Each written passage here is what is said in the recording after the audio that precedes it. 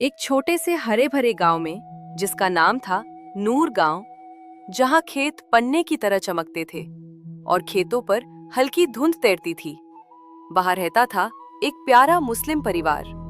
सूरज के उगने से पहले, जब आसमान अभी गहरा नीला था, अमीना, घर की माँ, ने धीरे से अपनी आंखें खोली।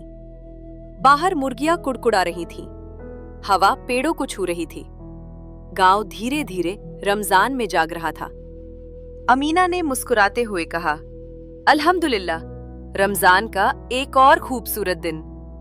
उसने चुपचाप रसोई का दिया जलाया। गर्म सुनहरी रोशनी से छोटा मिट्टी का घर जगमगा उठा। उसने ताजा रोटी बनाई, खजूर रखे, दूध निकाला और इलायची की गरम चाय तैयार की। मीठी खुशबू पूरे घर में फैल गई। फिर उसने प्यार से आवाज लगाई, उठो मेरे बच्चों, सहरी का वक्त हो गया। बच्चों ने नीम भरी आंखें मली। उनके अब्बा ने हाथ मुंह धोया और साथ आ बैठे।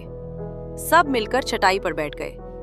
साधारण खाना था, लेकिन बरकत और सुकून से भरपूर। सहरी के बाद आसमान गुलाबी और नारंगी हो गया। पूरा परिवार फज्र की नमाज के लिए खड़ा हुआ। उनकी छोटी सी नमाज की जगह नूर से भर गई। नमाज के बाद अमीना ने कुरान खोला। उसकी आवाज नर्म और मीठी थी।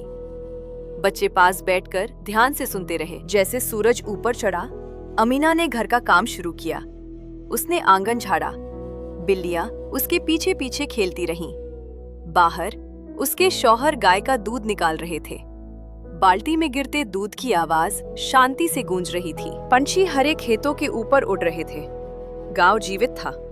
बच्चे गांव की पगडंडी पर दौड़ते हुए मस्जिद की तरफ जा रहे थे। दोपहर में अमीना ने ज़ोहर की नमाज पढ़ी। नमाज के बाद वो अपने छोटे से सब्जी के खेत की तरफ चल पड़ी। उसने ताजा टमाटर, पालक, खीरा और धनिया तोड़ा। अल्लाह हमें सब कुछ देता है, उसने शुक्र से कहा। घर आकर उसने इफ्तार की तैयारी शुरू की।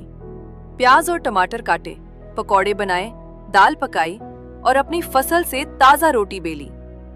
इसी बीच बच्चे मस्जिद में कुरान की तिलावत कर रहे थे। जैसे आसमान सुनहरा नारंगी हुआ, सब घर में जमा हो गए। बच्चों ने अम्मी की मदद की, थालियां लगाईं, पानी डाला, खजूर सजाए। मस्जिद से अजान की आवाज गूंजी और सबने खजूर और पानी से रोजा खोला। अल्हम्दुलिल्लाह। खाने के बाद पूरे परिवार ने मिलकर बर्तन धोए।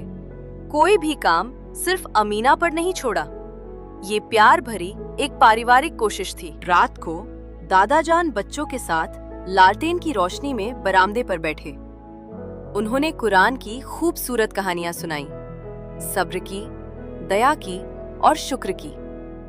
बच्चे चमकती आंखों से सुनते रहे। तारे नूर गांव के ऊपर टिमटिमा रहे थे और चांदनी रात में रमजान का ये खूबसूरत सफर जारी रहा।